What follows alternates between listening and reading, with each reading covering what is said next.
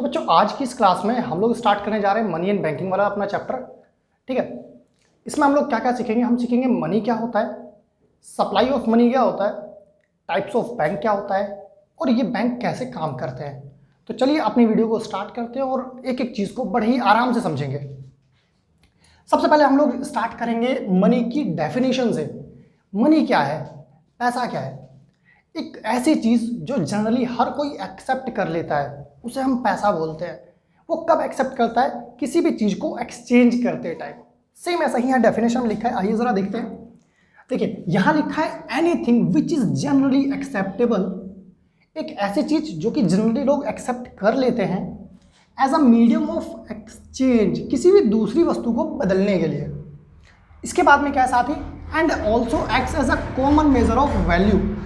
Common measure of value का मतलब ये है कि इससे आप किसी भी दूसरी चीज़ की या कमोडिटी की वैल्यू को मेज़र कर सकते हैं। फॉर एग्जांपल अगर आप दूध खरीदते हैं तो आप बता सकते हैं कि ये 50 रुपये लीटर है।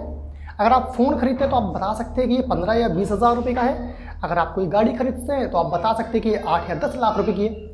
इसका मतलब ये कि आप बड़े ही आराम से हर एक चीज़ की वैल्यू को मेज़र कर सकते हैं कि किसके बदले आपको कितनी मनी पे करनी होगी। साथ ही साथ इट इज़ क्या लिखा है यहाँ पर, स्टैंडर्ड ऑफ डेफर्ड पेमेंट। ये स्टैंडर्ड ऑफ डेफर्ड पेमेंट के लिए भी इस्तेमाल होता है।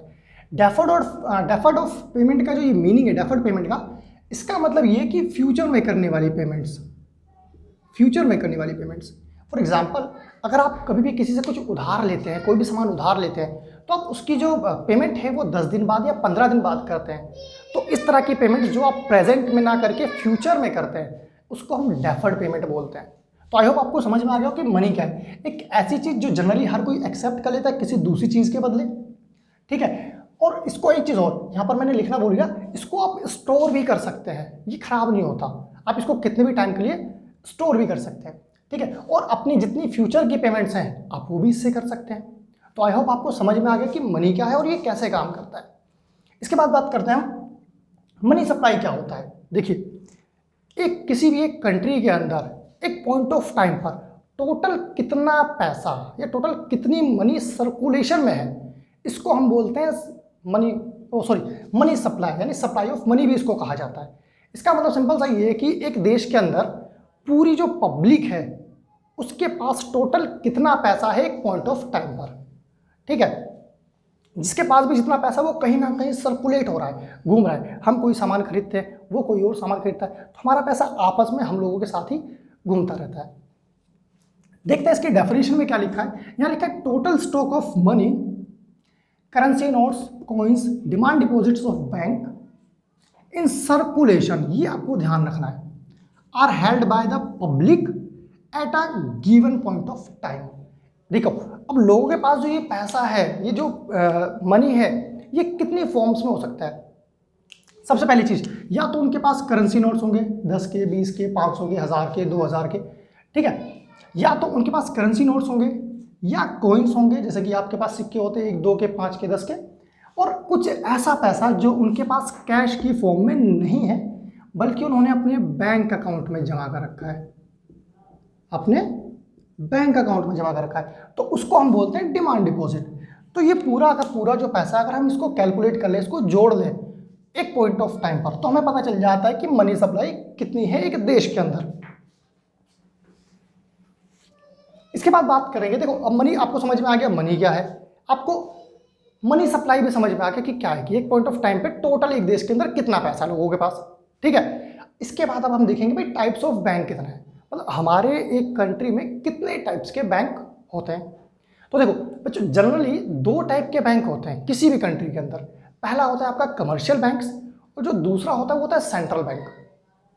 अक्सर आप लोगों ने ये चीज़ सुनी होगी, आप लोगों के खुद के भी अब बैंक अकाउंट्स होंगे, SBI में, PNB में या किसी भी बैंक में। आप लोग क्या करते हैं, अपने पैसों को वहाँ पर जमा कर देते हैं एज अ सेविंग।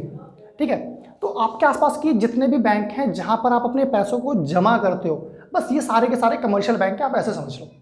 ठीक है, और जो दूसरा बैंक जिसको हम बात कर रहे हैं सेंट्रल बैंक, ये वो बैंक है जो नोट छापता है। आप सब ये चीज़ जानते हैं, आपके पास जितने भी नोट हैं आप उन सब पर देखेंगे तो रिजर्व बैंक ऑफ इंडिया लिखा होता है, यानी कि हमारा जो सेंट्रल बैंक है इंडिया का वो RBI है। कमर्शियल बैंक क्या क्या काम करता है ये एक बार उसको देखते हैं।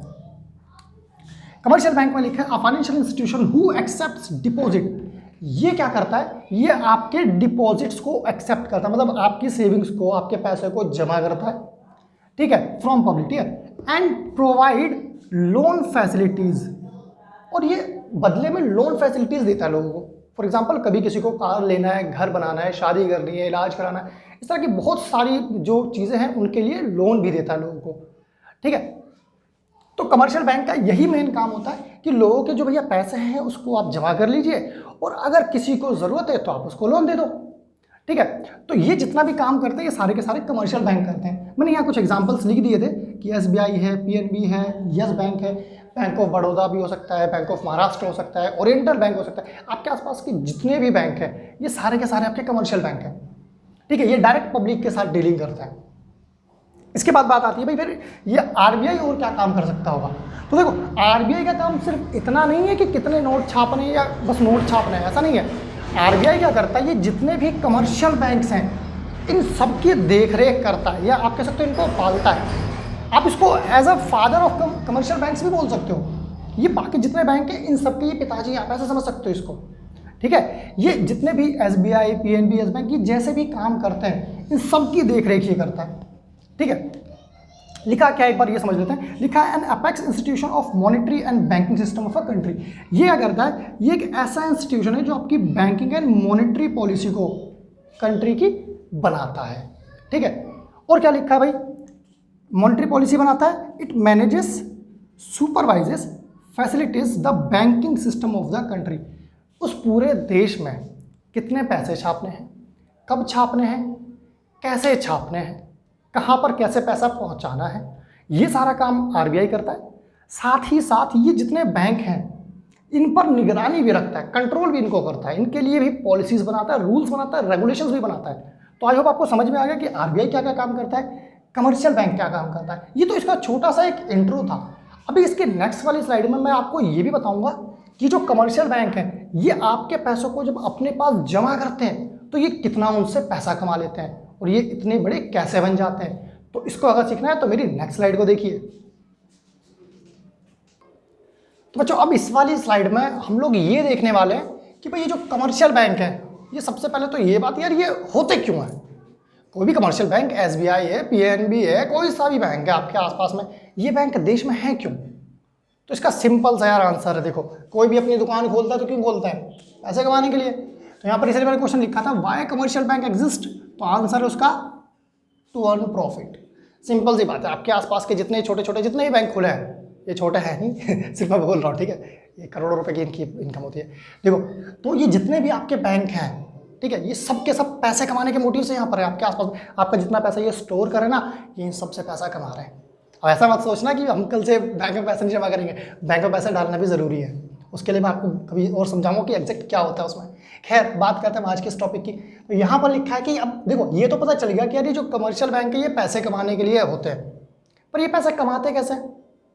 देखो भाई किसी भी बैंक में अगर आप जाओगे ना और जाकर मैनेजर से बोलोगे टक टक, हाँ जी सर यार इतना बड़ी बिल्डिंग बना रखी है, पैसे कैसे कमाते हो, वो नहीं बताएगा आपको।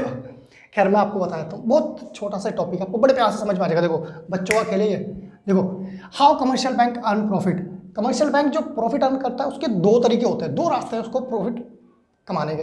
पहला रास्ता तो ये कि भाई बाय गिविंग लोन्स, ये क्या करेगा, ये लोगों को लोन दे देगा। आप लोगों ने इनके पास में पैसा जमा कर दिया। हम एग्जांपल ले लेते हैं, भाई SBI में मेरा अकाउंट है मान लो।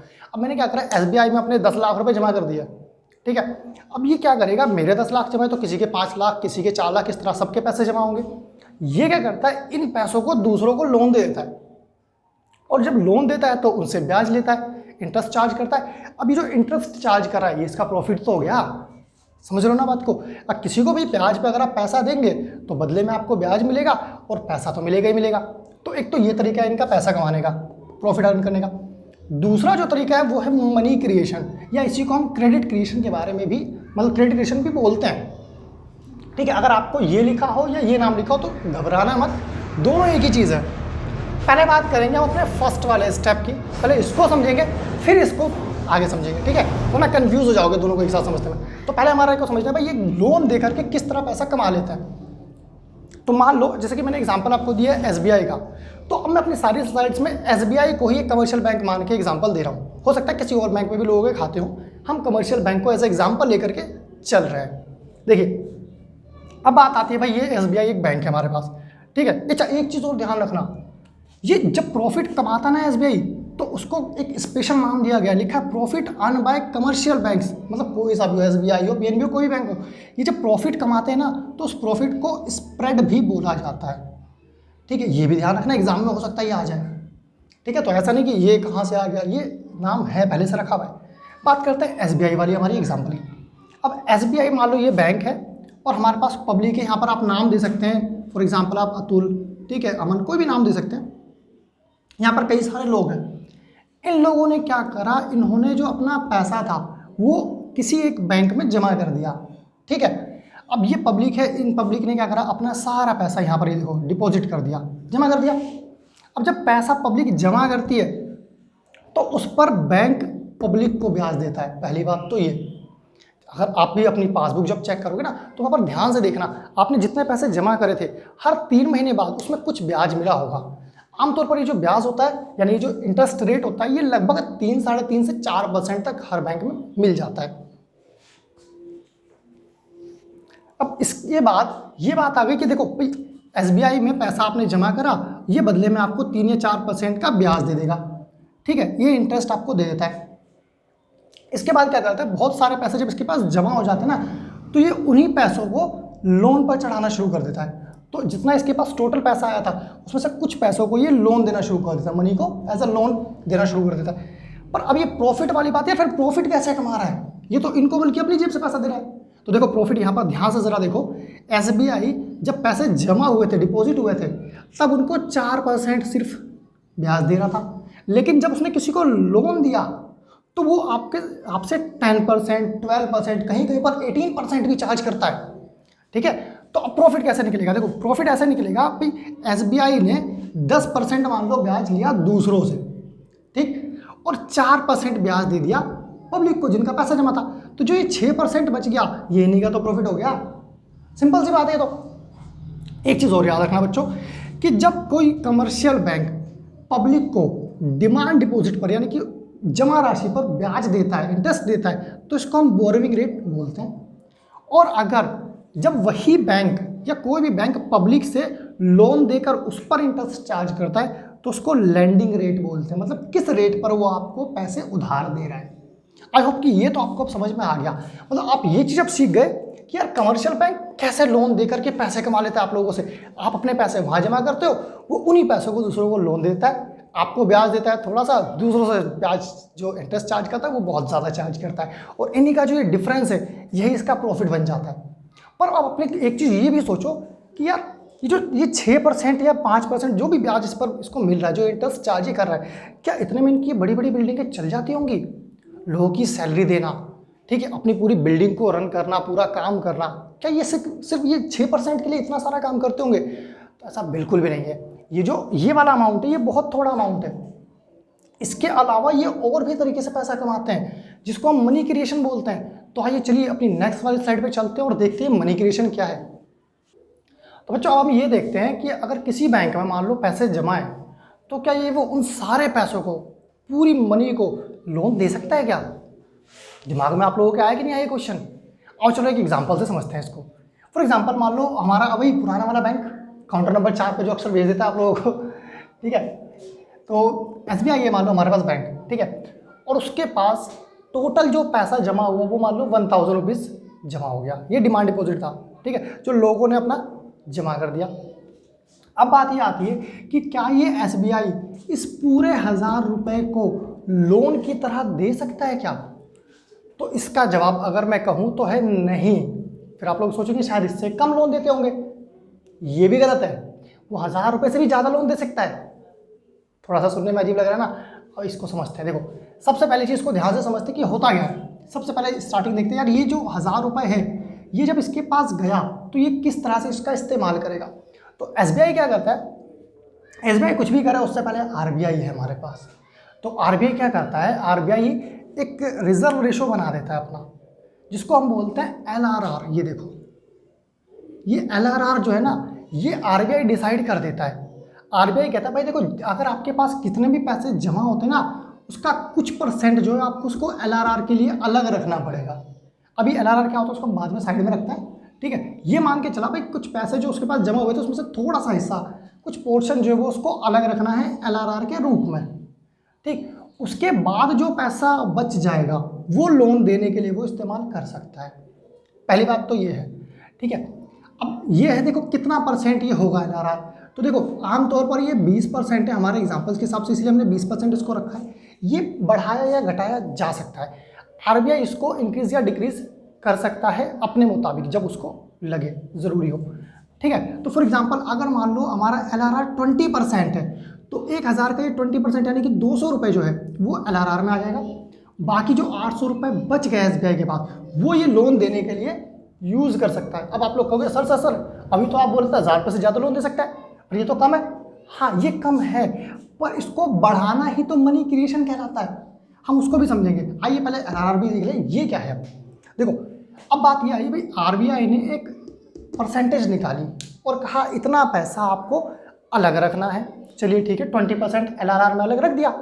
अब ये अलग रखा कहाँ जाएगा, और इसको भी देखते हैं। देखो जब ये 200 रुपये उसके पास आए, इसके फिर 2 पार्ट्स होंगे, इसको फिर से 2 बार अलग अलग रेशो में रखा जाता है। कहाँ कहाँ और कैसे रखा जाता है, इसके 2 पार्ट्स रहे जाते हैं। एक होता है सीआरआर और एक होता है एसएलआर। सीआरआर की जो फुल फॉर्म है वो है कैश रिजर्व रेशो, एसएलआर की है स्टैट्यूटरी रिजर्व रेशो। अब ये 2 अलग अलग क्या चीज़ें हैं भाई, ये 2 अलग चीज़ें कुछ खास नहीं है। देखो बिल्कुल ध्यान से समझते हैं। सीआरआर का सिंपल सा मतलब ये है कि देखो जो टोटल पैसा जमा हुआ था पहले उसको एलआरआर के रूप में थोड़ा सा अलग किया गया, फिर उसमें से 2 पार्ट्स करे जिसमें से एक पार्ट सीआरआर था। ये सीआरआर वो पोर्शन है, वो हिस्सा है जो आरबीआई अपने पास रख लेता है। इसका मतलब सिंपल सा ये कि आपके जितने भी कंट्री में बैंक हैं उन सब बैंक का थोड़ा थोड़ा जो हिस्सा है वो आरबीआई के पास जमा रहता है भाई। अब ये जो पैसा जमा रहता है इसी को वो सीआरआर बोल देते हैं। ये तो बात हो गई, ठीक है। यानी कि जितना पैसा आया था उसमें से थोड़ा सा हिस्सा आरबीआई को दे दिया गया, ठीक। ये क्यों दिया गया इसको बाद में समझते हैं, पहले इसको देखते हैं ये एसएलआर क्या है। देखो एसएलआर का मतलब ये है कि ये वो पैसा है जो हमारा एसबीआई लोगों को कैश देने के लिए रखेगा। सीधी सी बात है ना, अगर मान लो इस 1000 रुपये को पूरा वो खर्च कर देता और आप बैंक में जाते, लीजिए सर एसबीआई का ये मेरा चेक है और 10,000 रुपये का ये आप मुझे कैश करके दे दो, तो वो कहाँ से देता आपको। तो इसलिए बैंक क्या करता है, अपने पास थोड़ा जो हिस्सा है वो रखता है कैश की फॉर्म में, ताकि जब पब्लिक उनके पास आए तो उनको कैश दे सके, ठीक है। आप चाहे तो ये कैश बैंक में जा करके अपने चेक से निकाल सकते हैं, या चाहे तो अपने एटीएम से भी कैश विड्रॉ कर सकते हैं। तो आई होप कि अब आपको ये चीज़ समझ में आ गई, ये पूरा प्रोसेस, ठीक है। अब एक चीज़ और ध्यान रखते हैं, देखिए अब अगर मान लो ये एलआरआर को इंक्रीज या डिक्रीज किया जाता तो एसबीआई पर इसका क्या इफेक्ट आता है, ये चीज़ देखते आइए। देखो यहां पर मैंने लिखा है if SBI provide more loans, अगर एसबीआई लोगों को ज़्यादा लोन देता तब क्या होता, it will earn more profit. भाई जाहिर सी बात है ना, अगर एसबीआई के पास जितना पैसा है उसमें से जितना ज़्यादा हो सके वो अगर लोन प्रोवाइड करेगा तो उतना ज़्यादा उसको इंटरेस्ट मिलेगा, ठीक है, तो उतना ही उसका ज़्यादा प्रॉफिट बन जाएगा। तो इसको हम अगर भाई अपनी इकोनॉमिक्स की फॉर्म में कहें, लैंग्वेज में कहें, तो हम कह सकते हैं profit is directly proportional to loan. इसका मतलब ये है कि भाई साहब अगर लोन बढ़ाया गया, अगर लोन का अमाउंट बढ़ाया जाता है तो जाहिर सी बात है कि जो हमारा प्रॉफिट है वो भी ज़्यादा से ज़्यादा हो जाएगा, ठीक है। इस साइन को बोलते हैं हम डायरेक्टली प्रोपोर्शनल। अब बात करते हैं कि अगर मान लो जो आरबीआई है, ये आरबीआई क्या करे, इफ एलआरआर इंक्रीज, मतलब आरबीआई क्या करे, इस एलआरआर को इंक्रीज कर दे, मान लो इसको 20 की जगह 30% कर दे, बढ़ा दे, तब क्या होगा। अब मान लो ये 20 से 30% हो गया तो यहाँ 200 की जगह 300 रुपये हो जाएंगे। आइए एक बार लिख के देखते हैं इसको, यहाँ 300 आ जाएंगे तो यहाँ पर अब इसके पास कितना बचेगा, एसबीआई के पास 700 रुपये। अब भाई सीधी सी बात है, अब इसके पास अगर 700 रुपये तो 700 रुपये तो लोन देगा। तो अगर आपको ये पता चल जाए कि एलआरआर बढ़ रहा है तो बैंक के पास जो पैसा होगा लोन देने के लिए वो कम हो जाएगा। तो जाहिर सी बात है अगर वो कम लोन देगा तो कम प्रॉफिट मिलेगा। तो वही यहाँ लिखा है कि if LRR increases bank will have less money. अगर एलआरआर बढ़ गया तो बैंक के पास कम पैसा बचेगा टू गिव लोन्स। भाई लोन अगर वो कम देगा तो प्रॉफिट भी कम होगा। तो इसको हम कैसे लिखेंगे फॉर्मूले की फॉर्म में कि profit is inversely proportional to LRR, कि अगर LRR बढ़ा तो प्रॉफिट कम हो जाएगा या LRR कम हुआ तो प्रॉफिट बढ़ जाएगा। ठीक है, आई होप कि यहाँ तक आपको समझ में आ गया। अभी मैंने इसमें आपको मनी क्रिएशन नहीं बताया है, अभी तो मैंने LRR और CRR का कॉन्सेप्ट आपको समझा दिया। अब बात आएगी भाई ये मनी क्रिएशन कैसे होता है। बैंक क्या कर सकती है, बैंक चाहे तो इस 800 या जो 700 रुपये हैं हमारे एग्जाम्पल्स के अकॉर्डिंग इसको बढ़ा सकती है। ठीक है, एक तरह से आप समझिए नकली पैसा बना करके, हालांकि ये कोई फेक या नकली करेंसी को नहीं छापेंगे, पर इसका एक पूरा मेथड है। आओ मैं उसको भी एक बार थोड़ा सा समझा देता हूँ आप लोगों को।